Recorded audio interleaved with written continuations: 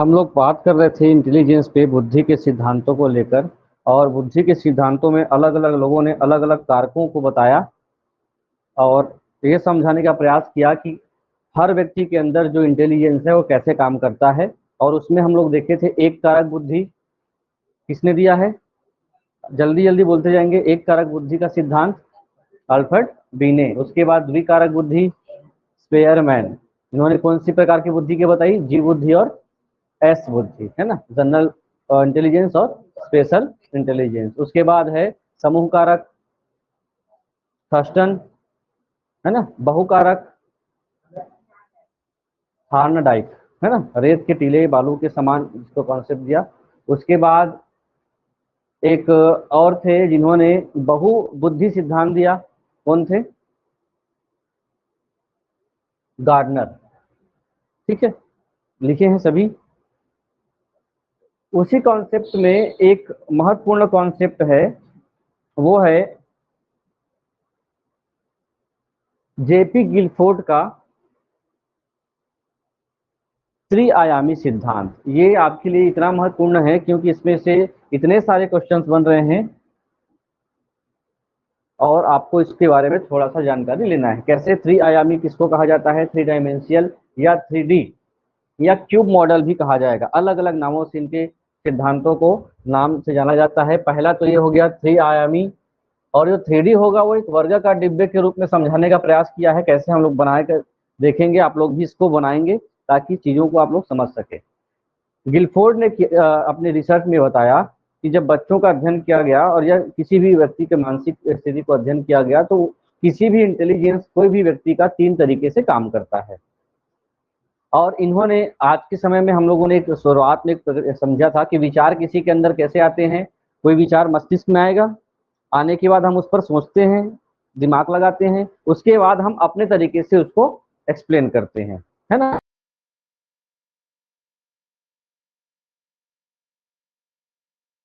हमारे दिमाग में कोई चीज आएगा तो क्या चीज आएगा, कोई ना कोई विषय वस्तु आएगी, सब्जेक्ट आएगा तो हमारे मस्तिष्क में घुसेगा।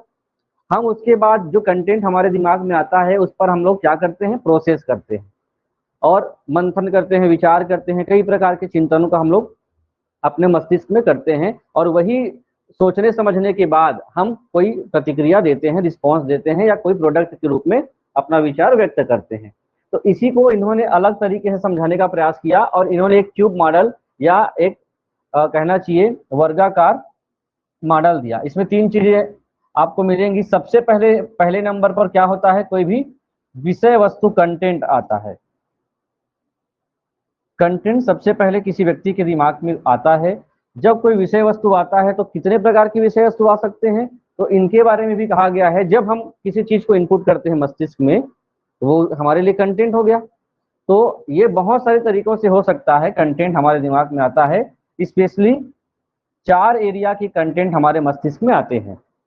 ठीक है, तो जब कंटेंट हमारे मस्तिष्क में जब प्रवेश करता है तो उसमें कुछ ना कुछ क्या होगा, प्रक्रिया होगी, संक्रिया होगी, और इसको इसने नाम दिया ऑपरेशन। इसमें आप लोगों का जो कॉन्सेप्ट है, मस्तिष्क में जाने के बाद कंटेंट उसको सोचता है, समझता है, चिंतन करता है, गंभीर चिंतन करता है, सकारात्मक सोच, नकारात्मक सोच जो भी मस्तिष्क में आता है वो उसको करता है। तो इसको हम लोग क्या बोलते हैं, ऑपरेशन। ऑपरेशन मतलब हो गया हमारे मस्तिष्क में बनने वाली संक्रियाएं। जब गिलफोर्ड 1967 में अपना प्रयोग कर रहे थे तो उस समय 5 प्रकार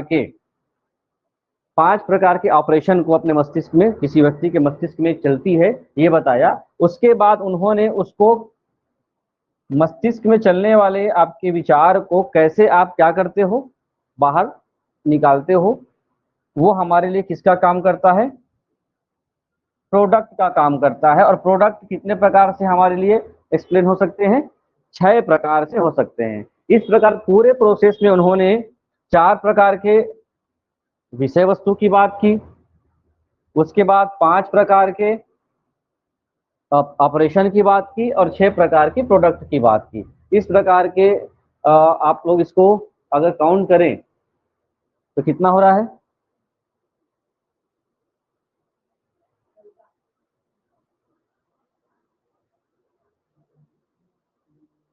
फिर गुना करिए, 120 हो रहा है ना। 120 प्रकार के इन्होंने अपने इस वर्गाकार आयाम में क्या बताया, क्यूब में टुकड़े बताए कि 4 प्रकार के विषय वस्तु होते हैं, 5 प्रकार की संक्रियाएं होती हैं और 6 प्रकार के प्रोडक्ट होते हैं। अब इस प्रोडक्ट को आप लोग कैसे समझें, इधर देखिए, जब ये लिखा है 6, गिलफोर्ड के मॉडल की बात जब हम बात करते हैं तो इन्होंने बहुत सारे ऐसे, जिसको हम लोग सेल बोले, सेल अर्थात बॉक्स, अभी बॉक्स में बनाऊंगा कैसे वो बनता है। शुरुआत में इन्होंने कहा कि किसी भी व्यक्ति के अंदर 5 प्रकार की प्रक्रियाएं या संक्रियाएं, 4 प्रकार के विषय वस्तु और 6 प्रकार के प्रोडक्ट। इसको हम लोग ऐसे लिखें, सबसे पहले किसी के इंसान के अंदर विषय वस्तु ही आती है तो 4, उसके बाद 5 प्रकार के, ये समझ में आ रहा है जो बोल रहा हूं मैं, कैसे कैसे बात इंसान के अंदर, अब वो उसका नाम भी लिखेंगे तभी आपको समझ में आएगा। तो ये 120 प्रकार के सेल किसी व्यक्ति के दिमाग में बनते हैं। अब इसको देखिए कैसे सेल बनते हैं। आपको क्यूब बनाने आता है, एक क्यूब बनाएंगे आप लोग, यहां से हम लोग एक क्यूब ले लेते हैं अगर उपलब्ध होगा तो।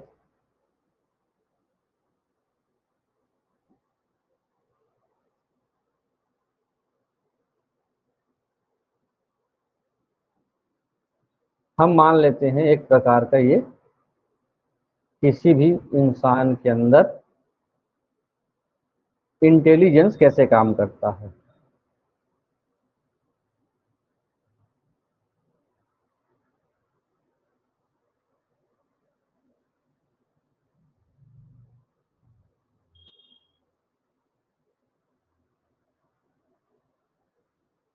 एक 4 प्रकार के विषय वस्तु होंगे,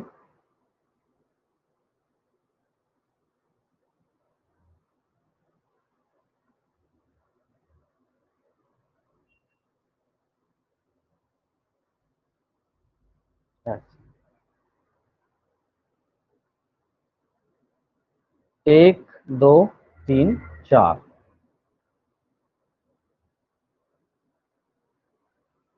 फिर उसके बाद है 1, 2, 3, 4, 5। 1, 2, 3, 4, 5 और एक 6, ऐसे आप लोग लिख सकते हैं। अब इसमें देखिए कैसे इसको समझें। गिलफोर्ड कहते हैं कि आपके मस्तिष्क में इसको हम लोग मान लेते हैं विषय वस्तु। क्या मानेंगे, एक व्यक्ति के अंदर कोई भी कंटेंट होता है, कितने टाइप के कंटेंट होंगे,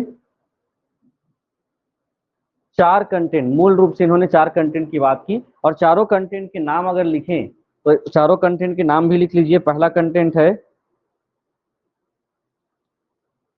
व्यवहारिक।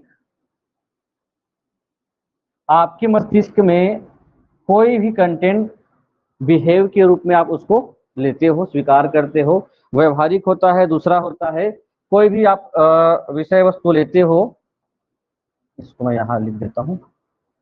तो दूसरा होता है उसको आप किसी भी जानकारी को किस रूप में ग्रहण करते हो, या तो व्यवहारिक रूप से कोई आपसे बातचीत कर रहा है तो उसको आप अपने दिमाग में ग्रहण करेंगे, या फिर आपको कोई चीजें बता रहा हो किसी संकेत के माध्यम से तो आप उसको ग्रहण करते हैं।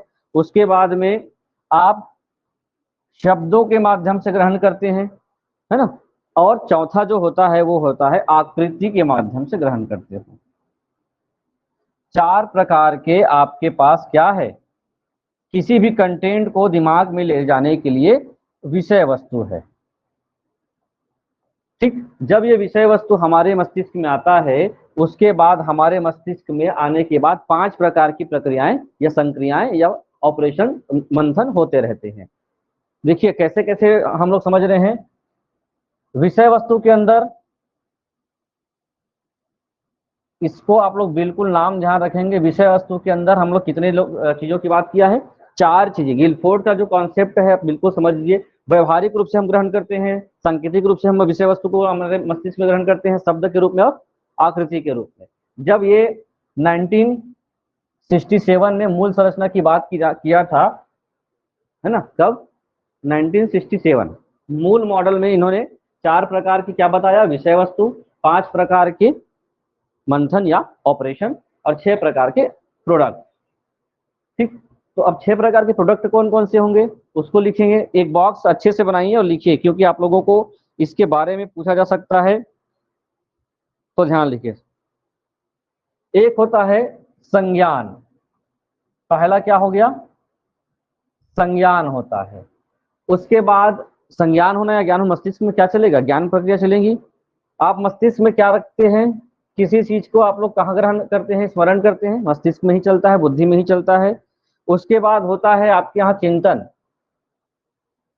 चिंतन भी 2 प्रकार के होते हैं, एक परंपरागत चिंतन और दूसरा होता है अपरंपरागत।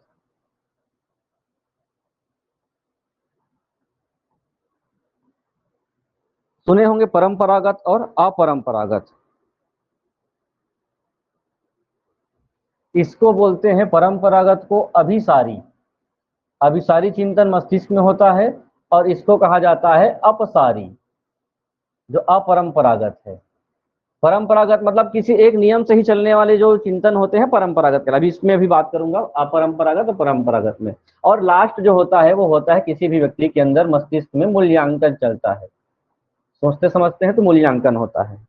4 प्रकार के विषय वस्तु, 5 प्रकार के ऑपरेशन संक्रियाएं, और 6 प्रकार के प्रोडक्ट किसी भी व्यक्ति के अंदर होता है। ये कौन कह रहा है, गिलफोर्ड।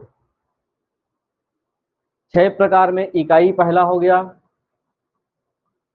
दूसरा माना जाता है वर्ग, तीसरा माना जाता है संबंध, फिर चौथा माना जाता है प्रणाली,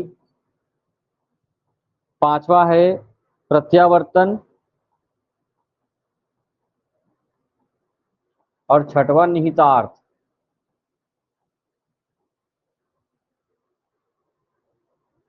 ये कब की बात है, जब गिलफोर्ड ने अपना पहला मॉडल दिया तो बोला कि कोई भी व्यक्ति विषय वस्तु के लिए ग्रहण करता है तो 4 माध्यमों से ग्रहण करता है। अब ये कुल मिलाकर के हम काउंट करें तो ये इधर 4 सेल और इधर 5 सेल और इधर 6 सेल, इस प्रकार से तीनों को हम काउंट करें, विषय वस्तु को, दूसरा संक्रिया को, और तीसरा जो है प्रोडक्ट या उत्पाद को। तो हमको 1967 में क्या किया गया, 120 प्रकार के सेट के हिसाब से आपको गिलफोर्ड का कॉन्सेप्ट जानने को मिला। अब आप बोल रहे हो इतना लंबा चौड़ा, इसमें क्या पता है पूछा जाएगा नहीं पूछा जाएगा, क्या स्थिति है। तो बिल्कुल ध्यान रखेंगे, ये तो आएगा ही।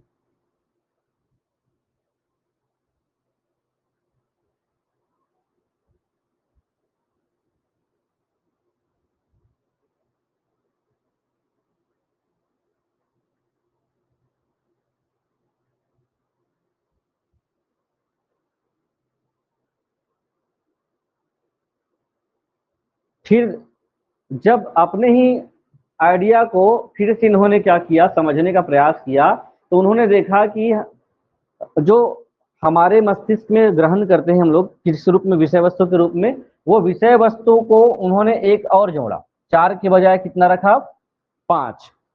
ठीक है, अब 5 रखने का कारण क्या था, क्योंकि इन्होंने जो प्रोडक्ट या विषय वस्तु के रूप, प्रोडक्ट बोलता हूँ, इनपुट दिया है विषय वस्तु के रूप में, उसमें जो आकृति था, कहाँ गया ये, जो आकृति था उसको इन्होंने 2 भागों में बांटा। कितने भागों में बांटा, 2 भागों में। इसको कहा आकृति ना बोलकर हम लोग दृश्य सामग्री और श्रव्य सामग्री सुने हैं। हम किसी चीज को देखकर ग्रहण करते हैं या कभी कभी हम लोग सुनकर ग्रहण करते हैं। तो ये किया गया।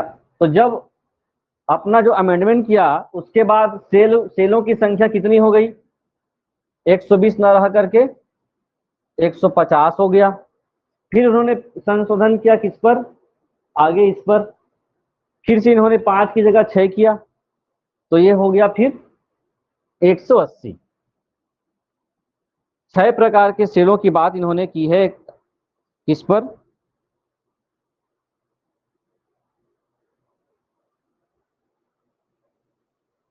स्मरण को लेकर के फिर अमेंडमेंट किया। इसमें डालना था स्मृति चारण के रूप में बदलाव किया और स्मृति लेखन के रूप में। तो ये हो गया स्मरण ना बोल करके 1 2 3 4 5 6। उसके बाद सेलों की संख्या कितनी हो गई? 180।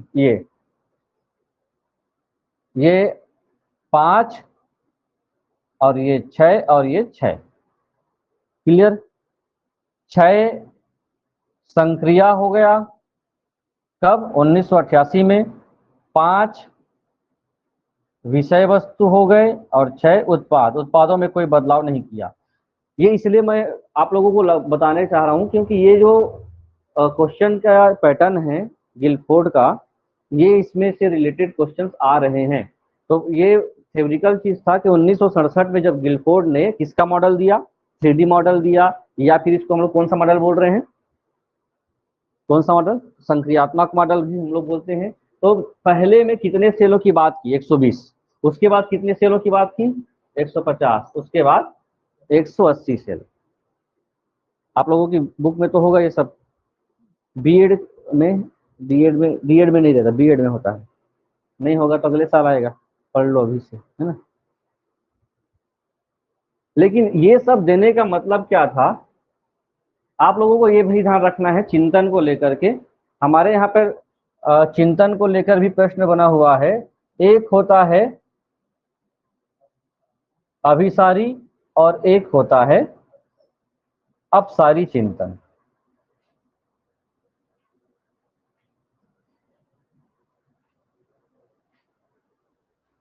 किसको अभिसारी कहेंगे, किसको अपसारी कहेंगे?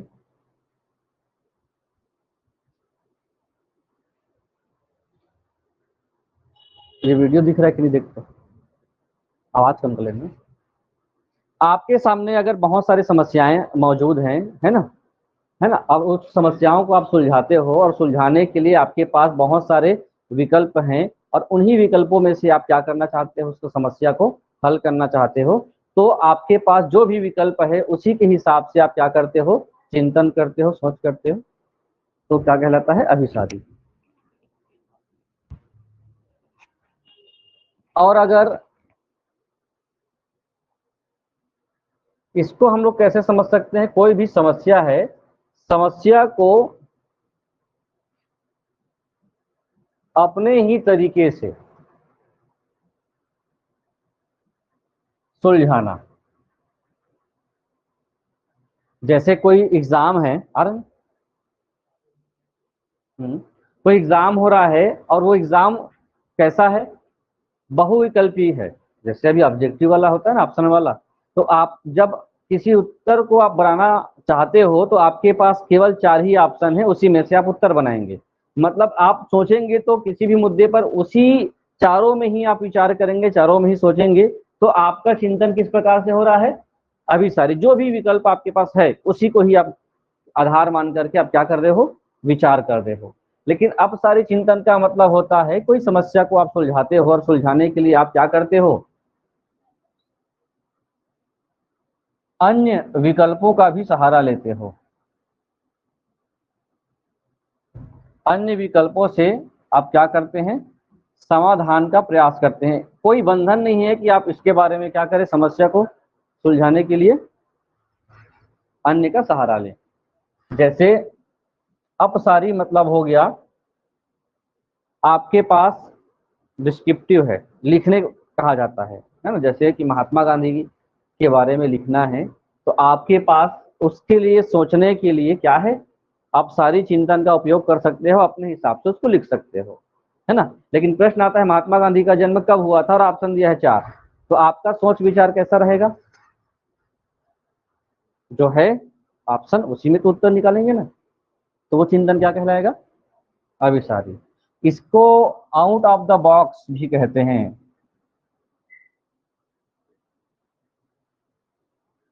आउट ऑफ द बॉक्स का मतलब होता है कि आप बाहर से भी विचार करके किसी जानकारी को उसमें ऐड कर सकते हो। तो यहाँ लिख सकते हैं out of the box theory क्या है? इस बॉक्स से जो ज्ञान है उसका उपयोग ना करके आप अपने चिंतन को क्या कर सकते हो? बाहर के ज्ञान को भी समाधान कर सकते हो। कुछ समझ में आ रहा है क्या? अभिचारी और अपचारी चिंतन थोड़ा सा। चलिए एक आपको ऑप्शन देता हूं। ये एक पेड़ है और कुछ बच्चे इस पे चढ़ना चाह रहे हैं, कोशिश करते हैं, चढ़ जाते हैं, सोचते हैं कि कैसे चढ़े कैसे चढ़े कैसे चढ़े, लेकिन उनको ये पता है कि यहाँ पे पैर रखना, यहाँ पर पैर रखना और चढ़ना है ना। ये आया, ये भी वैसे कि यहाँ पे पैर रखा, यहाँ पे, लेकिन कोई सफल नहीं हो पा रहा है। तो दोनों का सोच क्या है कि इनको ये पता है कि यहाँ जहाँ पर पैर रखने से ही पेड़ पे चढ़ा जा सकता है। उनका सोच कहाँ तक है, जो उनके पास विकल्प है, जो उनको पता है कि कैसे पेड़ पे चढ़ा जाता है, तो उनका चिंतन क्या हो रहा है। लेकिन तीसरा आदमी आया और अपना विचार सोचने का तरीका उन्होंने बदल दिया। उन्होंने क्या किया, यहाँ पर एक और चढ़ गए। उनका चिंतन जो विकल्प था उससे हटकर है, उनका सोच, उनका चिंतन क्या है, अन्य से भी अलग है। तो वो जो कॉन्सेप्ट है आउट ऑफ द बॉक्स कहलाता है। ठीक है, अलग सोचना, वो अलग ही लेवल का बंदा है ऐसा वाला ना, क्योंकि वो काम को वो अलग तरीके से करता है। तो वो चिंतन क्या कहलाएगा, अपसारी। अब कैसे आप लोगों को समझाऊं, ये कॉन्सेप्ट आ गया होगा है? ये भी एक चैलेंज रहता है कि रिसेंट एग्जांपल बनाना है। आगे लिखिए अब।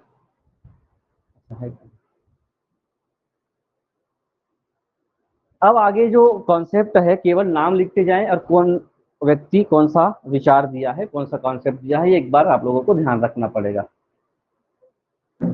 हमारे यहाँ पे बुद्धि को दो भागों में बांटता है और उनको सरल बुद्धि और ठोस बुद्धि के रूप में विभाजित करता है। वो कौन है, R B Cattell. R B Cattell का मानना था कि किसी भी व्यक्ति का इंटेलिजेंस क्या होता है, एक तो लिक्विड फॉर्म में काम करता है, दूसरा सॉलिड फॉर्म में काम करता है। हमने एक जनरल सामान्य बुद्धि और विशिष्ट बुद्धि के बारे में पढ़ा, थोड़ा याद आ रहा होगा। स्पेयरमैन ने कहा था कि एक व्यक्ति के अंदर क्या होता है, सामान्य बुद्धि होता है जो सभी लोगों में जन्मजात होती है, और विशिष्ट बुद्धि होती है जो समय के साथ आप क्या कर सकते हो, उसको प्राप्त कर सकते हो, आपका इंटेलिजेंस डेवलप कर सकते हो। सेम वही बात ये कहता है कि लिक्विड बुद्धि क्या है या लिक्विड फॉर्म क्या है, कोई भी व्यक्ति जन्मजात जैविक और आनुवंशिक रूप से क्या करता है, प्राप्त करता है और नए अपरिचित समस्याओं को तीव्र गति से हल करने में सहायक होता है। जितना वे जन्म से प्रखर बुद्धि का रहेगा उतना अच्छे से काम करता है। दूसरा जो स्पेयरमैन ने कौन सा बुद्धि कहा, विशिष्ट बुद्धि। तो विशिष्ट बुद्धि में भी क्या है, ऐसी बुद्धि जो आप क्या करते हो, अपने योग्यता के अनुसार उसको अर्जित करते हो। शिक्षा, समाज, जीवन के अनुभव से वो धीरे धीरे अपनी बुद्धि को क्या करता है, सर्चित करता जाता है। तो ये आर बी कैटल का जो कॉन्सेप्ट है, एक लाइन में ध्यान रखें। ठीक है, हो गया क्या, लिखे हैं आप लोग।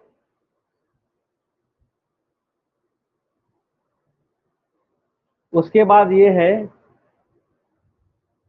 रॉबर्ट स्टर्नबर्ग का। ये अभी तक तो ज्यादा पूछा नहीं गया है, लेकिन फिर भी मैंने शामिल कर दिया है अभी क्वेश्चन के लेवल को देख करके। इनका मानना है कि रॉबर्ट स्टर्नबर्ग का कि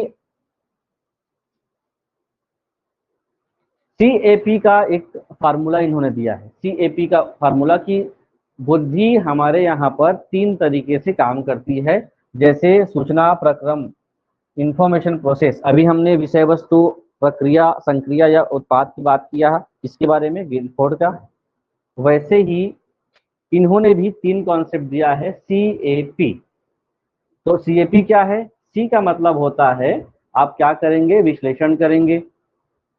कोई भी व्यक्ति का मस्तिष्क किसी भी काम को सुलझाने के लिए क्या करता है, इंटेलिजेंस कैसे काम करता है, बुद्धि कैसे काम करता है। तो पहला C का मतलब होता है कंपोजिशनल, घटकी या फिर विश्लेषणात्मक। जैसे C का मतलब क्या हो गया, घटकी या फिर विश्लेषणात्मक।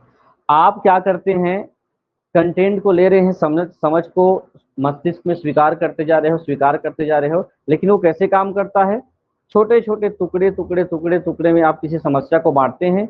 बांटने के बाद उस छोटे छोटे घटक के समस्या के समाधान को ढूंढते हैं। समाधान ढूंढने के बाद जो जो घटक को टुकड़े में किया गया था उसका आप संश्लेषण करके विचार व्यक्त करते हैं। तो पहला चीज होता है सी। बहुत इसमें जोर देने की आवश्यकता नहीं है, बस ये ध्यान रखेंगे कि किसने दिया है और स्टर्नबर्ग का घटकीय सिद्धांत या घटकीय बुद्धि क्या कहता है। आप भी अगर कोई काम आपको दिया जाता है तो आप उस काम को क्या करते हो, एक सामान्य तरीके से यहाँ पे लिखा हुआ है आपको। अभी आप लोग कर क्या रहे हो ये बताइए। अभी आप तैयारी कर रहे हो, एक किसी एग्जाम की तैयारी कर रहे हो और एग्जाम है आपका 11 तारीख को, ठीक। और 10 तारीख को आपको बोला जाता है कि आप तैयारी करो, ये सारे बुक हैं इसको पढ़ना है। संभव है आप क्या कर रहे हो, उस टारगेट को लेकर के आप उसको एक घटक में छोटे छोटे टुकड़ों में बांट करके उस प्रॉब्लम को हल करने का प्रयास कर रहे हो। सब्जेक्ट में बांट दिए, सब्जेक्ट के बाद टॉपिक में बांट दिए, टॉपिक के बाद सब टॉपिक में बांट दिए, उसके बाद पैराग्राफ या प्रश्न उत्तर, धीरे धीरे क्या कर रहे हो, टुकड़े में करके उसको सॉल्व करने का प्रयास कर रहे हो।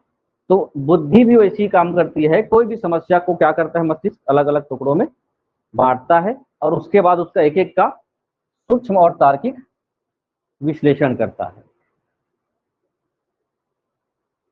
अब विश्लेषण कैसे होगा, विश्लेषण कैसे होगा, जब आप समस्या आपके पास कुछ आती है या कोई थॉट आपके अंदर आता है तो उस पर आप लोग रिप्लाई करने वाले होते हैं। एक बारीकी चीज है, समस्या आई है और समस्या का तात्पर्य क्या है, कोई कंटेंट आपके दिमाग में आया है सीखने समझने के लिए, तो उसके लिए आपको सोचना होगा। तो सोचेंगे कैसे, आपके अंदर पहले से बहुत सारे ज्ञान मौजूद हैं, है ना। जैसे इसी को पढ़ने के लिए एक मान के चलिए अब इस कंटेंट को पढ़ना है और समझना है तो इसके लिए आपको पूर्व ज्ञान की आवश्यकता होगी। पूर्व ज्ञान में आपके लिए सबसे पहला चीज तो इससे इस लैंग्वेज के बारे में आपकी जानकारी है। आपको हिंदी भाषा आती है, इंग्लिश में लिखा रहता तो इंग्लिश भाषा आती है, तब आप उसके दिमाग में ग्रहण करेंगे। पूर्व ज्ञान, इसको पढ़ना है और समझना है, ये भी आपने किया है कि किसी चीज को पढ़ा जाता है, उस पर समझा जाता है, फिर उस पर रिप्लाई किया जाता है। तो जो भी आपको अनुभव या कोई समस्या मिलती है तो हो सकता है उस पर समाधान के लिए आपके पास बहुत सारे विचार हों, और कई बार ऐसे विचार आपकी या समस्या समाधान के लिए आते हैं जो रचनात्मकता को लेकर आती है। उसी को हम लोग क्या बोल रहे हैं, ये जो शब्द है सीटेट का शब्द है आया हुआ है आउट ऑफ द बॉक्स, समझ में आ गया क्या किसको कहेंगे। आउट ऑफ द बॉक्स ऐसे समस्या समाधान को कहते हैं जो सामान्य विकल्पों या सामान्य लोगों के द्वारा ना करके कुछ नए लोगों के द्वारा या नए विचार से आप उसको हल कर सकते हो, ठीक है। तो ये है out of the box thinking.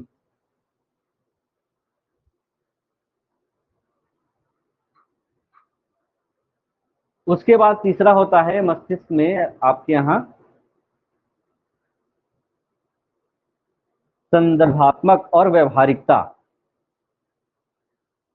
कभी कभी मस्तिष्क हमारे यहाँ इंटेलिजेंस कैसे काम करता है, इसके कारकों में व्यक्ति अपने जो दैनिक जीवन के जितने भी सामाजिक और भौतिक पर्यावरण है, भौतिक पर्यावरण किसको कहेंगे,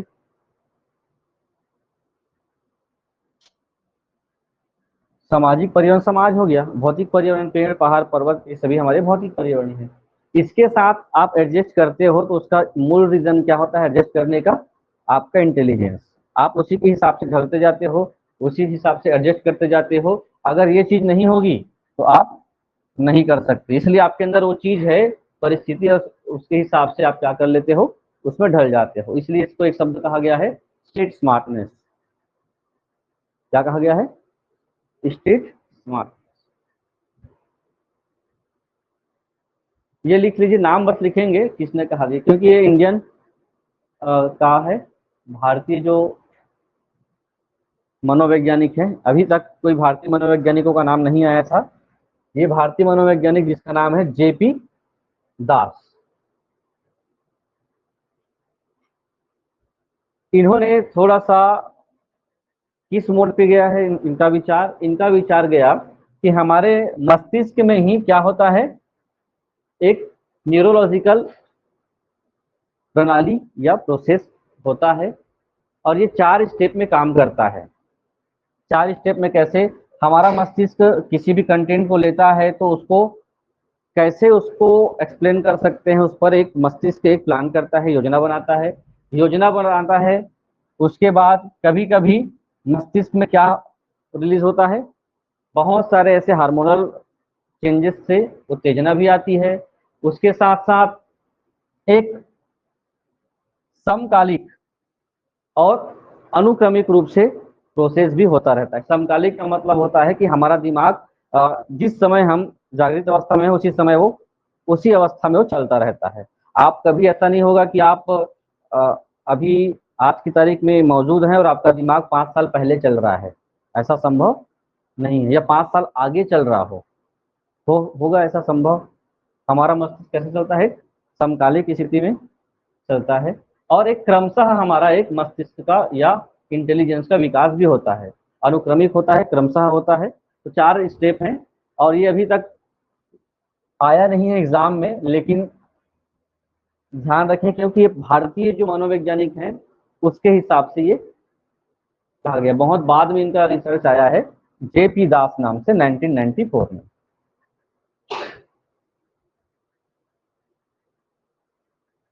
चलिए अब बात करते हैं बुद्धि मापन का इतिहास। बुद्धि को कैसे मापें, यहाँ पे बुद्धि मापन की बात है, मस्तिष्क के तौल की बात नहीं है। कोई व्यक्ति कितना बुद्धिमान है उसको मापने के लिए बहुत सारे प्रयास किए गए, जिसमें 2 व्यक्ति का नाम हमेशा जाना जाता है। कौन सा, साइमन और अल्फ्रेड बीने। और यहाँ से जो एग्जाम लेने वाला होता है ये यहाँ से प्रश्न बहुत कम है जो छोड़ता है। जो D.ED का एग्जाम, B.ED का एग्जाम, अभी CG टेट, सी टेट में इससे रिलेटेड प्रश्न आते ही हैं। आखिर किसी भी व्यक्ति के मस्तिष्क को मापन कैसे किया जा सकता है, ये बहुत बड़ी चुनौती थी।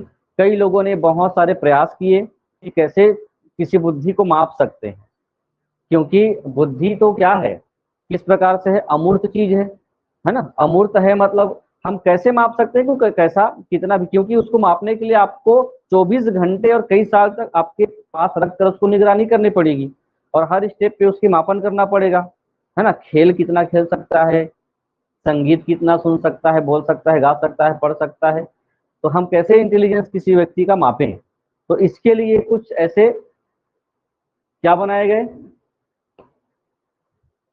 मानसिक आयु मापने के लिए और बुद्धि मापन के लिए 2 लोगों ने प्रयास किया, जिसमें अल्फ्रेड बीने और थियोडोर साइमन, जिसको सीधा सीधा साइमन बीने मॉडल कहा जाता है, या बीने साइमन भी कहीं लिखा होगा। ये एक ही व्यक्ति नहीं है, बीने अलग व्यक्ति हैं, साइमन अलग व्यक्ति हैं। बीने का कॉन्सेप्ट ये था कि इन्होंने एक कारक बुद्धि की बात की थी कि कोई व्यक्ति के अंदर एक प्रकार का कॉन्सेप्ट होता है, अगर वो इंटेलिजेंस है तो हर चीज में वो क्या होगा, प्रखर होगा, है ना। किसने कहा था, बीने ने। इसी को आधार मान करके इन्होंने कॉन्सेप्ट भी दिया था कि ऐसा हो सकता है किसी का जो जिस उम्र में है कोई व्यक्ति, उस उम्र के हिसाब से उसकी बुद्धि की माप की जा सकती है ना। और बुद्धि की माप के लिए उन्होंने कुछ सीमाएं तय की। उसी को आगे चल करके हम लोगों ने बुद्धि लब्धि का कॉन्सेप्ट देखा कि कोई व्यक्ति का जो IQ है वो कैसे हम लोग नाप सकते हैं, माप सकते हैं। ये लिख लिए क्या, कैसे पता करते हैं कि कोई व्यक्ति कितना बुद्धिमान है, कितना क्या है। तो इसको लेकर के अल्फ्रेड बीने ने और थियोडोर साइमन ने कौन सा कॉन्सेप्ट दिया है, बुद्धि मापन का कॉन्सेप्ट दिया। मानसिक आयु की बात की, क्योंकि आप इसमें उलझ सकते हैं, ठीक है। मानसिक आयु की बात किसने की है, बीने ने। लेकिन यहाँ पर स्टर्न ने IQ निकालने का एक तरीका ही दे दिया, ठीक है। मानसिक आयु की बात बस की थी बीने ने। दोनों हमेशा शब्द आते हैं, इसलिए आप लोगों को ध्यान रखना है। मानसिक आयु की बात किसने की है, बीने ने। लेकिन आगे चल करके बुद्धि लब्धि निकालने का सूत्र या तरीका किसने दिया है, तो वो दिया है स्टर्न और थर्मन ने। जो सूत्र है उस सूत्र को आज के समय में जो सूत्र भी चल रहा है ये है। ये निकाला कैसे जाता है, ये निकाला कैसे जाएगा, हमारे पास IQ का एक रेंज है ना। IQ का रेंज 40 से लेकर के 40 से कम या उससे लेकर के 150 तक मान लो एक रेंज दिया गया है। उस रेंज में आयु के हिसाब से कोई व्यक्ति कितना इंटेलिजेंस हो सकता है उसकी बात की गई है। आप लोगों की अगर उम्र की बात की जाए, आप जिस उम्र के हैं, क्या आप उस उम्र के हिसाब से एक बुद्धि लब्धि रखते हैं? तो वो कैसे पता चले? तो उसके लिए क्या किया गया कि मानसिक आयु का कॉन्सेप्ट कहाँ से लिया गया? बीने के मॉडल से, है ना। मानसिक आयु मतलब कोई व्यक्ति का दिमाग इतने हिसाब से बाहर। अब ये कैसा है, मानसिक आयु का निर्धारण कैसे होगा, बिल्कुल ध्यान समझेंगे। मान लो किसी बच्चे का आयु 16 साल है, ठीक, अभी कितना साल है? 16 साल का कोई बच्चा है। लेकिन हम अगर इसके व्यवहार को देखते हैं, आदत को देखते हैं, इनका रहने का तरीका, बात करने का तरीका देखते हैं, तो 10 साल के बच्चे के जैसे इनकी हरकत है, व्यवहार है, ठीक। तो बीने ने कहा 16 साल का व्यक्ति अगर ऐसा हरकत करता है तो इसकी, ये जो 10 साल वाला उसकी मानसिक आयु कहलाएगा। उम्र कितना? 16। तो ये जो है कौन सा? एक्चुअल एज, और ये मेंटल एज, ठीक है। अब दिक्कत ये हो गया कि यहां तक बताने के बाद बीने का कॉन्सेप्ट खत्म। लेकिन इसी को लेकर के आईक्यू निकालने के लिए इन्होंने क्या किया, एक फार्मूला दिया कि हम क्या कर सकते हैं, किसी भी व्यक्ति की आईक्यू निकालने के लिए 10 साल का बच्चा है तो 10 बटे उसकी जो वास्तविक आयु है उसको करिए, और एक क्या निकलेगा, एक रेंज निकलेगा। अब उस रेंज को हम क्या करेंगे, हमारे पास टेबल है, और टेबल में हम ये पता कर सकते हैं कि मंद बुद्धि का रेंज कितना है, सामान्य बुद्धि का रेंज कितना है, या श्रेष्ठ बुद्धि का रेंज कितना है ना। तो उसके लिए क्या किया गया, ये फार्मूला अपनाया गया। यहाँ पे आप लोग इसको हल करें तो कितना मिलेगा, ये हो गया, ये दोनों तो आपस में कर सकते हैं।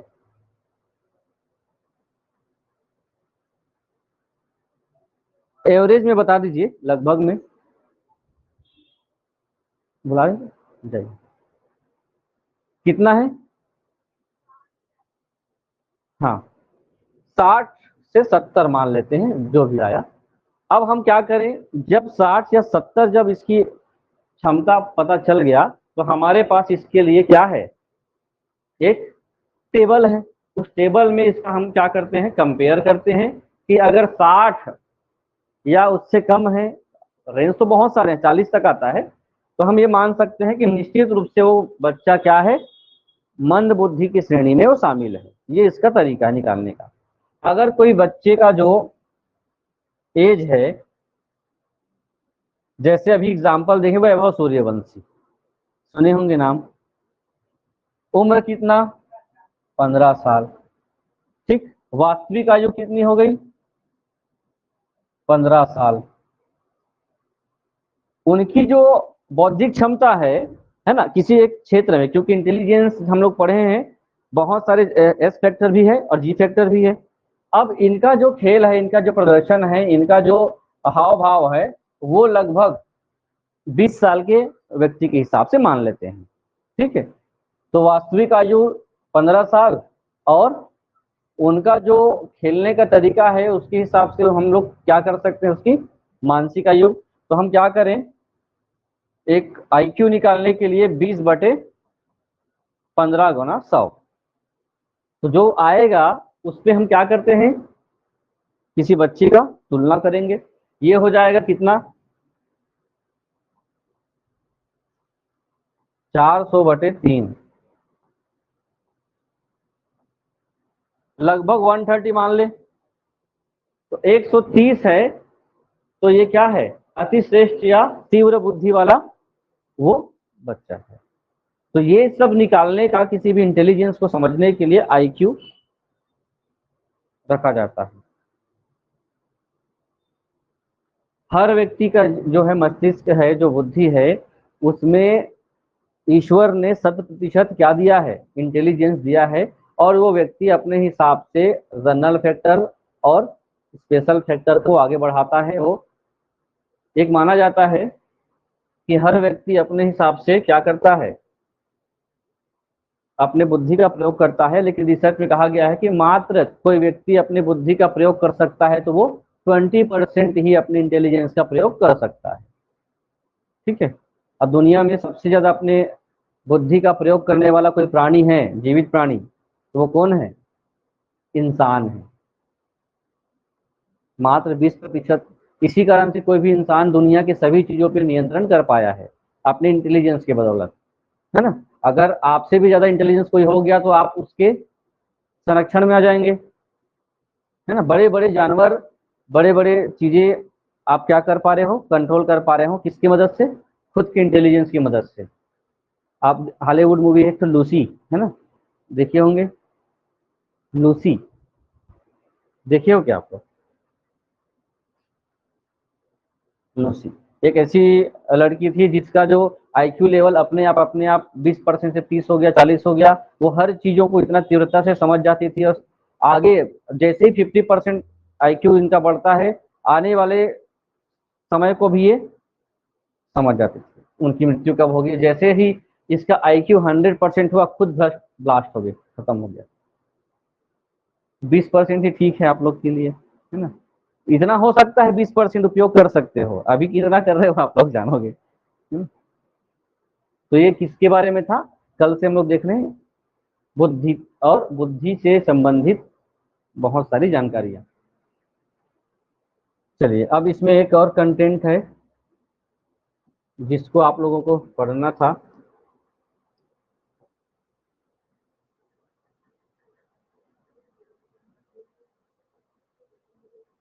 ये है विभेद या विभिन्नताएं, आपके टॉपिक का हिस्सा है। सीखने के समय में व्यक्ति भाषाई विविधता, लिंग, जाति, धर्म, समुदाय, ये सब के आधार पर कैसे विभिन्नताएं आ रही है। कॉन्सेप्चुअल है। इसके जितने भी प्रश्न बनते हैं, नए प्रश्न बनते हैं, और जब भी आप इसको सॉल्व करें एग्जाम में, तो जो सकारात्मक चीजें होती हैं, जो समाज में, सोसाइटी में जो है उपलब्ध, और आपको लगता है कि ये सही है, वही उत्तर आप उस पर जाएंगे। क्योंकि इसमें जो भी प्रश्न बनते हैं, नए प्रश्न बनते हैं और समस्यात्मक प्रश्न बनते हैं, जो जिसका समाधान आपको उस एग्जाम हॉल में देना होता है। क्योंकि आप लोगों को पता होगा क्वेश्चन पेपर जो आता है वो बहुत अच्छे से बनाया जाता है ना। क्वेश्चन पेपर बनाए हो आप लोग कभी? क्वेश्चन पेपर का मानक जानते हैं कैसा होता है? बीएड में तो क्वेश्चन पेपर बनने के तरीके भी बताए जाते होंगे ना। कैसे होता है क्वेश्चन पेपर बनता कैसे? 100 नंबर का क्वेश्चन बनाना होगा आपको। तो कोई भी एग्जाम अब भी हो रहा है, ऑब्जेक्टिव भी है ना, तब भी आपके लिए एक बहुत बड़ी चुनौती रहती है कि प्रश्न कैसे बनाया जाए, है ना। तो सबसे पहले क्या ध्यान रखा जाता है उसमें, बताएंगे? तो बता, बना। हाँ।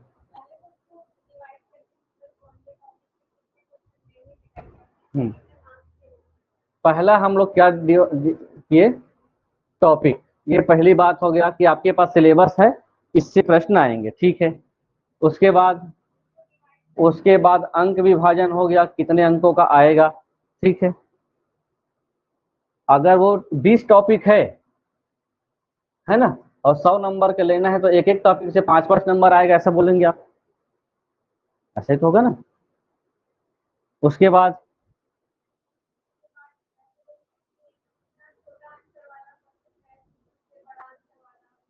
छोटा आंसर, बड़ा आंसर, बताए, बिल्कुल सही बता रहे हो।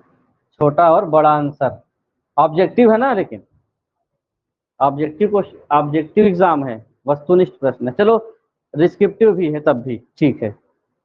छोटा आंसर, बड़ा आंसर मतलब लघु उत्तरीय प्रश्न, अति लघु उत्तरीय प्रश्न, दीर्घ उत्तरीय प्रश्न और निबंधात्मक प्रश्न, ये होता है। हाँ, हो गया। उसके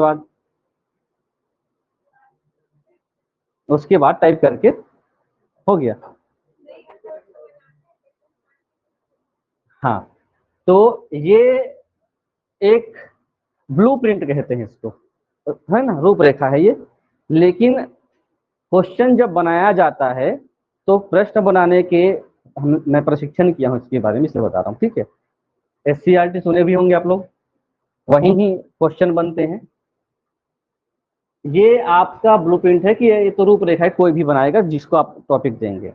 सबसे पहले ये होता है कि प्रश्न बनाने के लिए, क्योंकि आप टीचर बनने वाले हैं तो एग्जाम हॉल में सबसे पहला होगा ये 20-60-20, ये रेशियो का पालन करना होता है। पहला चीज 20 का मतलब होगा 20 प्रश्न सरल, 20 प्रश्न कठिन और 20 प्रश्न जिसको हम लोग मॉडरेट बोलते हैं, जो कठिन भी हो सरल भी हो। इसका पालन किया जाता है जिसको हम लोग बोलते हैं मध्यम रेंज के, ताकि हर लेवल के जो परीक्षार्थी हैं उनको लगे कि हम इसमें शामिल हुए हैं। अब सबके सब प्रश्न को आप कठिन दे देंगे, अभी भी कोई एग्जाम जाते हैं तो कोई लोग 20-25 प्रश्न भी बना लेते हैं, संतुष्ट हो, हाँ पेपर ठीक आया था, पढ़े थे कुछ तो फंसा था, इसका ध्यान। उसके बाद जो सबसे महत्वपूर्ण होता है, ये तो रेंज तो हो गया कि हम जब प्रश्न बना रहे होते हैं तो सबसे पहले ध्यान रखना होता है कि प्रश्न का नेचर। एक होता है, आप लोगों ने सुना होगा बोधात्मक प्रश्न। बोधात्मक प्रश्न का मतलब होता है कॉम्प्रिहेंसिव क्वेश्चन भी डालना है। एक होता है समीक्षात्मक प्रश्न, एक होता है समस्या समाधान प्रश्न, जो तरीके होते हैं क्वेश्चन बनाने के उसमें बता रहा हूँ। एक होता है सामान्य प्रश्न, एक होता है फैक्चुअल प्रश्न। आप देखिए क्वेश्चन पेपर को कभी उठा करके कुछ प्रश्न ऐसे रहेंगे जो वन लाइनर रहेंगे, जिसका उत्तर, जैसे अभी बताया ना कि महात्मा गांधी का जन्म कहाँ हुआ था, अब वो आपके लिए सीधे प्रश्न है, ठीक, उसका उत्तर जो है वही है, out of the box thinking आपके लिए नहीं आएगा। कुछ ऐसे प्रश्न भी आते हैं, जैसे मैं जिस सब्जेक्ट की बात कर रहा हूँ, ये समस्या समाधान वाले प्रश्न होते हैं। इसमें जो भी प्रश्न बनेंगे, जैसे अभी बताया कि भाषाई विविधता या लैंगिक विविधता या जातिगत विविधता, इसमें विभेद या विभिन्नताओं की कंडीशन दिए रहेंगे और उस कंडीशन में आपको ऐसे ही उत्तर चयन करने होंगे जो समाज में प्रचलित है। अब किसी भी जाति या लिंग विभेद की बात उसमें रही होगी तो उसको आप एलिमिनेट करेंगे, हटाएंगे। तो ये प्रश्न या ऐसे सोच वाले प्रश्न वहां डालते हैं। कथन कारण क्यों आ रहा है, कथन कारण का कौन सा है, वो बोधात्मक प्रश्न है कि आप उसको क्या कर रहे हो, सोचते हो गंभीरता से, उसके कारण का पता लगाते हो और कारण और जो कथन है उसका आप क्या करते हो, संश्लेषण विश्लेषण करते हो। तो संश्लेषणात्मक प्रश्न, विश्लेषणात्मक प्रश्न, चाहे वो कोई भी विषय की बात हो, यह आता ही है, ऐसा है प्रश्न बनाया जाता है। वो जो आप कहते हो ब्लूप्रिंट है, हर चीजें आप देखिए, कोई भी क्वेश्चन पेपर उठाकर देखना आप, एक लाइन वाले भी मिलेंगे आपको, जोड़ी मिलाने वाले भी मिलेंगे, वो अलग है, लेकिन प्रश्न का जो नेचर जो होगा 12वीं के एग्जाम में भी वही होता है कि आपके पास कुछ ऐसे प्रश्न होते हैं जो टू द पॉइंट क्या होगा, बुक का रहेगा। कुछ ऐसे भी होते हैं कि खुद से अपने, कई बार आता है ना कि हमारे यहाँ प्रदूषण की समस्या पर अपने विचार लिखिए। क्यों अपने विचार लिखेंगे आप, साल भर पुस्तक पढ़े हो और एग्जाम के दिन हम अपने विचार लिखेंगे, सही है गलत है, होता है ना अपने विचार, तो क्या मतलब पुस्तक का। तो उस समय आपका जो बोधात्मक ज्ञान है उसको परखा जा रहा है कि आप किसी चीज में कितना समझ रखते हैं, आता ही है, और है ना। उसके बाद आप बड़े एग्जाम में देखें तो किसी चीज की समीक्षा कीजिए आता है, विश्लेषण कीजिए आता है, महत्व बताइए आता है, उसके बाद अभी जो बोला मैं अपने विचार, उसके बाद किसी चीज पर अपने तर्क दीजिए आता है, कभी आता है तार्किक वर्णन कीजिए आता है। तो लिखने वाले ये सब चीजों को कोई नहीं देखता, बस सामने क्या लिखा है, बाल विकास के बारे में समीक्षात्मक वर्णन कीजिए, तो आप केवल बाल विकास के बारे में लिखते हो। समीक्षा का मतलब क्या होता है, क्या सही क्या गलत दोनों लिखना है, उसके बाद खुद का व्यू डालना है कि दोनों में क्या सही है। समीक्षा तो यही होती है ना, विश्लेषण भी वही है। महत्व मतलब बताना, कल महत्व किसको कहते हैं, अगर कोई चीज नहीं होगी तो उसके बिना क्या हो सकता है ये लिखे, तब उसका महत्व लिखना होता है। अभी एग्जाम में इसलिए आप लोगों को नंबर कम मिलते हैं, हो सकता है जांचने वाला भी ये ध्यान ना देता हो, लेकिन जब आप बड़े एग्जाम में लिखेंगे तो इसको ही बस मूल सार ये है, पूछा क्या जा रहा है, सामने के कंटेंट क्या है। क्योंकि इसी शब्द पे ही, जैसे भारत में भाषाई विविधता के महत्व का समझाइए, तो आप क्या लिखेंगे, भाषाई विविधता का महत्व लिखना है। अगर भाषा विविधता नहीं होती तब क्या होता, तो हमारे यहाँ सबसे बड़ी महत्वता ये है कि हमारे यहाँ पर अलग अलग क्षेत्र में कई प्रकार की भाषाएं बोली जा रही है, और उससे हमारा क्या हो रहा है, हमारे देश की समृद्धि का एक हिस्सा है ना। अगर एक ही भाषा रहती, कई देशों में एक ही भाषा है, तो भाषाई विविधता नहीं है। इस कारण से हमारे यहाँ भाषाई विविधता है, उसके लिए इसके महत्व को आपको बताना पड़ेगा, क्या इसके बेनिफिट्स हैं। अगर आपको भाषा विविधता की समीक्षा करनी हो तो भाषा होने, अलग अलग राज्यों में भाषा होने से आपको क्या फायदे हैं, अलग अलग भाषा होने से आपको क्या नुकसान है, दोनों लिखना है। लिखने के बाद उस पर आपकी समीक्षा देना कि क्या सही था, होना चाहिए या ना होना चाहिए, ये सब चीजें होती है। इसलिए बोल रहा था कि क्वेश्चन जो है, ये वाला टॉपिक का हिस्सा जो रहेगा वो कैसा रहेगा, आपको समस्या समाधान जैसे चीजें आपको प्रश्न में आएगा। आप अभी प्रश्न ना बना करके उत्तर बनाना सीखिए, है ना, आंसर बनाना जरूरी है। हम अभी क्या बात करेंगे, जितने भी व्यक्ति होते हैं उनमें बहुत सारी चीजें विभेद हम देख रहे हैं, विभिन्नताएं देख रहे हैं, उस पर बात करते हैं। और कैसे कैसे हमारे यहाँ पर देखिए, यहाँ पर मैंने लिखा है भिन्नता या विभेद। यहाँ पर विभेद का मतलब भेदभाव नहीं होता है ना, भेद का मतलब भेदभाव नहीं है। भाषा में किस प्रकार का विभेद है, शब्दों पे जाइए, भेदभाव नहीं, विभेद। लिंग के हिसाब से, महिला पुरुष के हिसाब से क्या अंतर है, ये विभेद है। क्या विभिन्नताएं हैं, ये विभेद है, ये भेदभाव नहीं। जाति के संबंध में क्या विभेद है, ये शब्द हमारे यहाँ पर किसी भी तरीके से मान्य नहीं। हम किसी भी हिस्से पर भेदभाव नहीं करते हैं। चलिए अब देखते हैं विविधताएं। या ये क्या है, तो छोटा छोटा अक्षर में लिखा हुआ है, इसको पढ़ें और समझें। व्यक्तिक विभिन्नता, व्यक्तिक का मतलब होता है पर्सनल या इंडिविजुअल डिफरेंस, है ना। आप लोग जितने लोग बैठे हो सब में कोई ना कोई क्या है, अंतर है। क्या है, डिफरेंस है, अंतर है, विभेद है। क्यों है, इसको देखिए। व्यक्तिक विभिन्नता प्रकृति की देन है। दुनिया में जितने लोगों का आज तक कितने करोड़ है, हमारे अरब है हमारे देश की जनसंख्या या विश्व की जनसंख्या, 8 अरब से ज्यादा है ना। 8 अरब से ज्यादा है तो 8 अरब प्रकार के लोग हैं, है ना, भांति भांति के लोग हमारे यहाँ पे हैं। कोई समानता, एक भी ऐसे 100% समानता वाला दुनिया में कोई व्यक्ति नहीं है। तो ये प्रकृति का एक सबसे बड़ा देन है कि हम सब अलग हैं, किसी न किसी रूप में भिन्न है। कोई लंबा है तो कोई छोटा है, कोई गोरा है, कोई काला है, किसी की बुद्धि और किसी की बुद्धि मंद है। रंग रूप आकार सभी प्रकार से कोई ना कोई व्यक्ति एक दूसरे से भिन्न है। यहाँ तक के एक माँ बाप के बच्चे जुड़वा भी हैं, उपलब्ध हैं, उनमें भी कोई ना कोई भिन्नता है ना। तो देखिए, ऐसे में व्यक्ति का जो है, हर व्यक्ति जब अलग है तो हर व्यक्ति के व्यक्तिगत विकास को समझना बहुत जरूरी हो जाता है। इसी कारण से हर व्यक्ति का व्यक्तिगत अध्ययन, इंडिविजुअल हम लोग स्टडी करते हैं। इसी को हम लोग क्या कहते हैं, व्यक्तिगत अध्ययन कहते हैं, या व्यक्तिगत विभिन्नताओं का अध्ययन भी कहते हैं। अब इसमें क्या क्या आप लोगों को अंतर समझना पड़ेगा कि हर व्यक्ति के अंदर का जो शारीरिक विकास है, स्वभाव है, बुद्धि की स्थिति है, मेंटल स्थिति है, सामयिक मतलब भावनात्मक विकास जो है, ये सब में अंतर होता है। और अंतर को पहचानने के लिए आप लोगों को क्या क्या करना पड़ेगा, ये आपको अध्ययन में लिया जाता है। इसमें जो प्रश्न बनता है, ये चाहिए, वो यहां से शुरू हो जाता है। व्यक्तित्व किसको कहते हैं, व्यक्तित्व या पर्सनालिटी।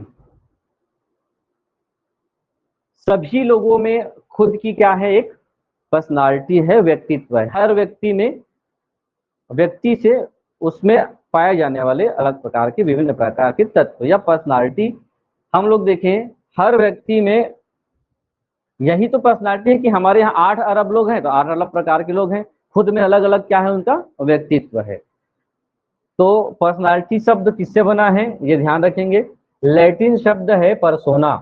पर्सोना का मतलब होता है एक प्रकार का नकाब, क्योंकि हर व्यक्ति की जो शारीरिक स्थिति सेम है ना। दुनिया में 8 अरब हैं, लेकिन 8 अरब कि जो शारीरिक स्थिति तो सेम है ना, दो हाथ, दो आंख, दो पैर, ये, लेकिन जब हम लोग व्यक्तित्व की बात करते हैं तो वो बढ़ जाता है कई हिस्सों में। तो उसी को समझने पर ये ध्यान दे गए।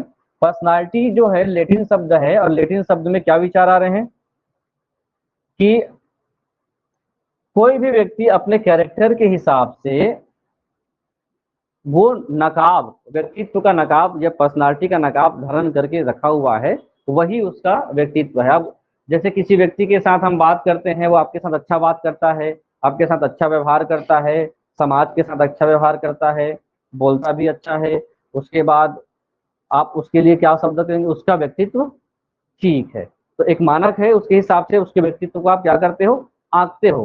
पहले एक मानक है ना, मानक मतलब कि अच्छा व्यक्ति कैसा होता है ये आपके पास मौजूद है जानकारी, उसी हिसाब से जो उस पर ढल जाता है तो अच्छा व्यक्तित्व, उस पर नहीं ढलता है वो खराब व्यक्तित्व।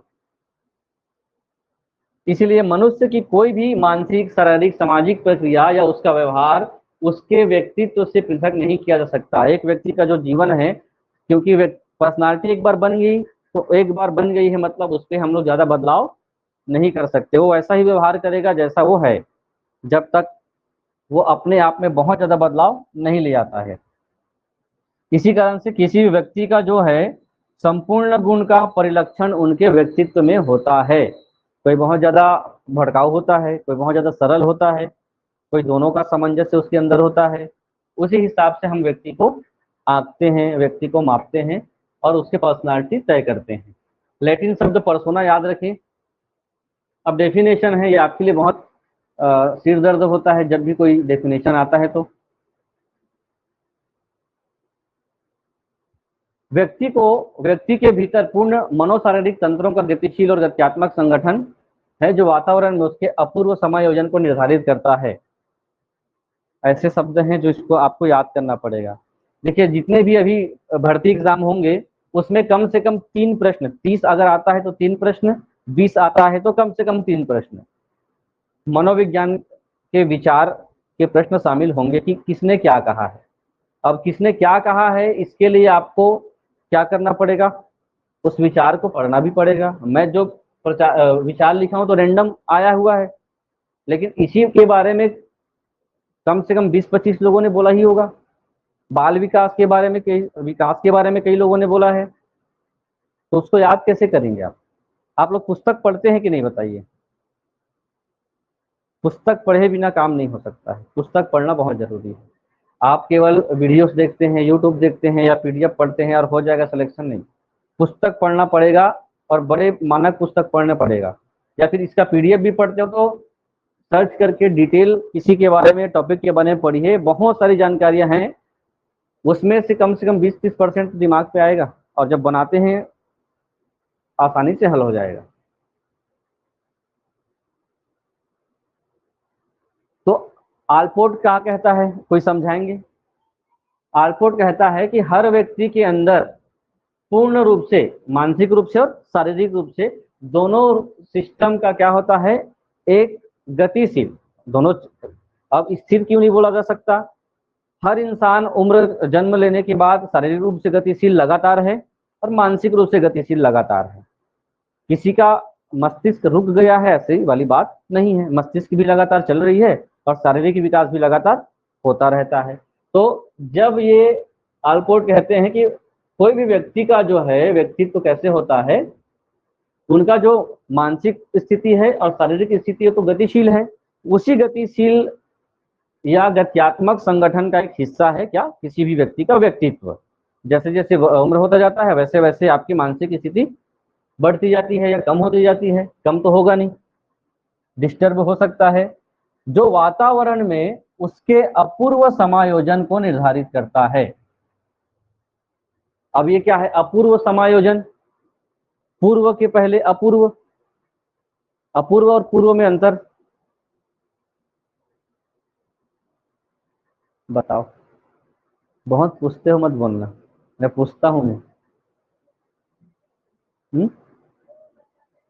हाँ, अपूर्व मतलब बाद में हाँ, वातावरण में आप जैसे जैसे जिस वातावरण में रहेंगे उसी वातावरण में उस व्यक्ति का मानसिक स्थिति और शारीरिक स्थिति क्या हो जाएगा, एट अ टाइम जिसमें बोलते हैं ना, वो समायोजित होता है। ये आलपोर्ट कहते हैं। दूसरा जो है स्किनर का जो परिभाषा है, क्योंकि स्किनर, टायलर और इनका नाम लगातार आप सुनते भी रहते हैं। इन्होंने जो सीखने का सिद्धांत बताया है, इसको पढ़ेंगे ही। व्यक्तिक विभिन्नता से तात्पर्य है कि कोई व्यक्ति अलग अलग होते हैं, उसको ये डिफाइन कर रहे हैं कि हम क्या करते हैं, व्यक्तित्व के उन सभी पहलुओं को हम लोग अध्ययन करते हैं जिसका मापन और मूल्यांकन हम लोग कर सकते हैं। जैसे शारीरिक मूल्यांकन हो गया, इसको लेकर के वृद्धि के हिसाब से, और बुद्धि का मापन कैसे हो गया, आईक्यू के हिसाब से। उस हिसाब से हम दोनों बच्चों में या दो लोगों में या महिला पुरुष में उनके व्यक्तिगत विभिन्नता को हम क्या कर सकते हैं, पता लगा सकते हैं।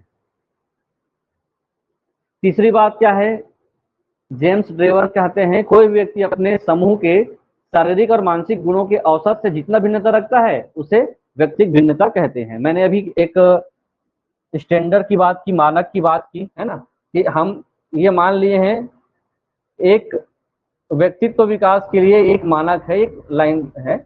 अब अपने ही समूह में कोई व्यक्ति अगर शारीरिक और मानसिक गुण से वो कम है ना, अगर ये, इसको हम लोग क्या लिख देते हैं, एक औसत है, एक मानक है कि कोई व्यक्ति का शारीरिक मानसिक विकास इतना होना चाहिए और एक व्यक्ति का क्या है, इससे ज्यादा है। तो इसमें और इसमें हम लोग विभिन्नता देख रहे हैं, भिन्नता देख रहे हैं। तो इनका कहना है कि अगर हम देखते हैं कोई औसत दर्जे का व्यक्ति है, उससे कोई कम है या उससे कोई ज्यादा है, यहाँ कम भी रहेगा तो एक थोड़ा कम है, थोड़ा ज्यादा है ना। तो कुल मिलाकर के हम हर व्यक्ति में क्या देखेंगे, विभिन्नता देखेंगे। और टायलर का तो कॉन्सेप्ट बहुत सरल है। हर व्यक्ति के अंदर क्या होता है, जो हमने डेफिनेशन पढ़ा, रूप रंग के हिसाब से विभिन्नता होता है, शारीरिक आकार के हिसाब से, कार्यशैली के हिसाब से, बुद्धि, ज्ञान या उनकी उपलब्धि, रुचि, अभिरुचि, इन सब के लक्षण के हिसाब से हम दो या दो से अधिक व्यक्ति के बीच विभिन्नता या विभेद करने के लिए कोई ना कोई दो होने चाहिए।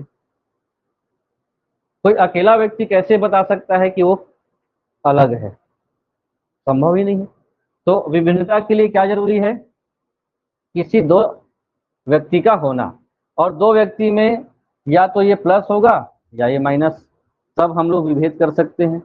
और सबसे मेन बात, कोई एकल नहीं है, मतलब कोई सेम गुण वाला नहीं मिलेगा। तो व्यक्तिगत विभिन्नता का कुछ कॉन्सेप्ट देखिए।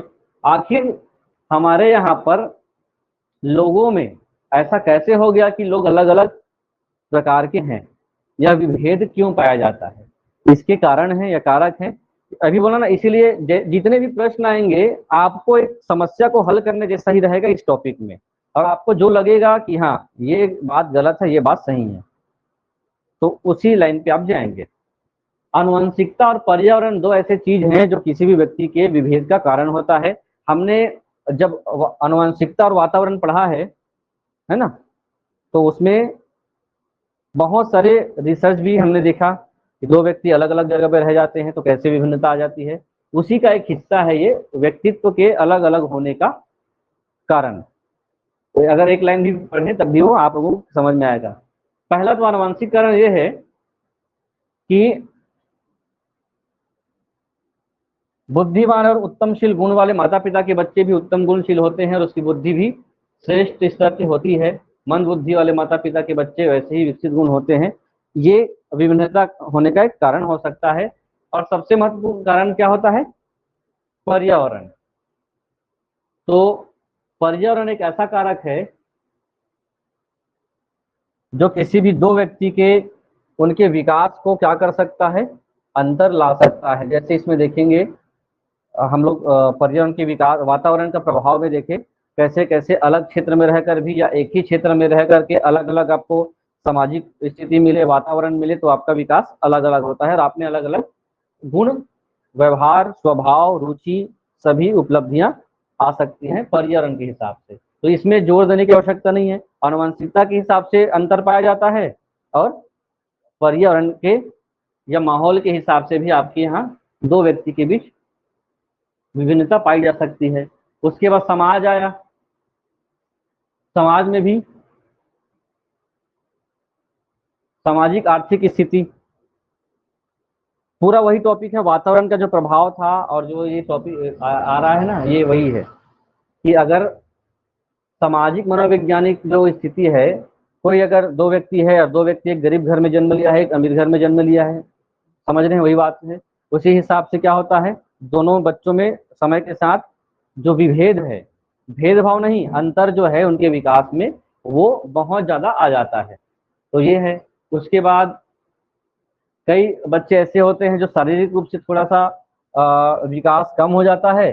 कुछ बच्चे ऐसे होते हैं जो शारीरिक मानसिक रूप से एक ही साथ हैं, एक ही परिवार में हैं, एक ही समाज में हैं, एक ही घर में भी हैं, लेकिन फिर भी कई बार जो परिपक्वता आनी है वो अलग अलग होता है। ये भी एक कारण है क्या, दो बच्चों के बीच क्या होने में, विभेद पाए जाने में। प्रजाति, प्रजाति का मतलब क्या हो गया, अब अलग अलग क्षेत्र में रहने वाले, जाति नहीं है ना, ये प्रजाति है। जाति और प्रजाति में अंतर है। प्रजाति का मतलब होता है कि अगर कोई व्यक्ति नॉर्थ ईस्ट में रह रहा है और कोई व्यक्ति दक्षिण भारत में रह रहा है, तो उनका जो जलवायु वातावरण के हिसाब से विकास अलग अलग होगा और दोनों में अलग अलग विभिन्नताएं पाई जाएगी। लिंग के आधार पर, जेंडर के हिसाब से भी कोई देखें तो बालक का विकास और बालिका के विकास समय के साथ धीरे धीरे क्या होता जाता है, विभेद होता जाता है। और ये भी देखना है कि ये लिखा हुआ है अंतर में कि जब हम विभेद की बात करते हैं तो लड़कियों को क्या माना गया है, सहनशील होते हैं, और लड़के क्रोधी होते हैं। अभी कितनी सच्चाई है आप लोग जान रहे हैं, कौन क्रोधी होता है। उम्र के हिसाब से देखें, उम्र के हिसाब से एक ही उम्र के व्यक्ति का अलग अलग शारीरिक विकास, अलग अलग मानसिक विकास, अलग अलग सामाजिक विकास, तीनों उम्र के हिसाब से, एक ही उम्र के हिसाब से अंतर पाया जाता है। अब 5 साल की उम्र के बच्चे का मानसिक सामाजिक और सांस्कृतिक विकास और 10 साल के में अंतर होगा, तो विभेद यहाँ भी होता है। कई प्रकार के ऐसे हैं, तो प्रश्न अगर आता है इनके हिसाब से कि विभेदों के कारकों में जिम्मेदार है, हम लोग अगर प्रश्न को समझे कि कोई दो व्यक्ति के व्यक्तिगत विभिन्नता के प्रति जिम्मेदार है, बस, है ना। अब आ गया है आयु, प्रजाति, वातावरण, आनुवंशिकता या लैंगिक आधार। तो आप सभी उत्तर लेंगे, है ना। लिंग के आधार पर भी विभेद होता है, ये भेदभाव नहीं है, बार बार बता रहा हूं ना, विभेद का मतलब होगा कैसे अंतर हो जाता है, उसी का एक पॉइंट है पूरा।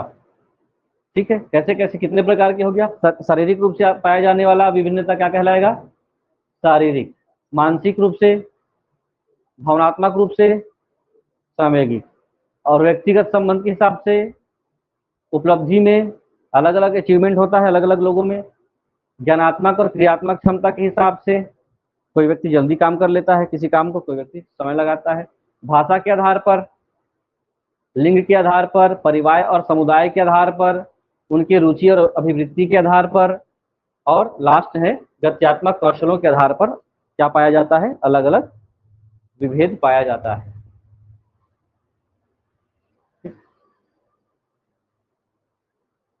अब ये और है, इसको करेंगे बाद में। अब व्यक्तिगत विभिन्नता जानने की विधियां, ठीक। फिर इसके बाद आएगा आगे,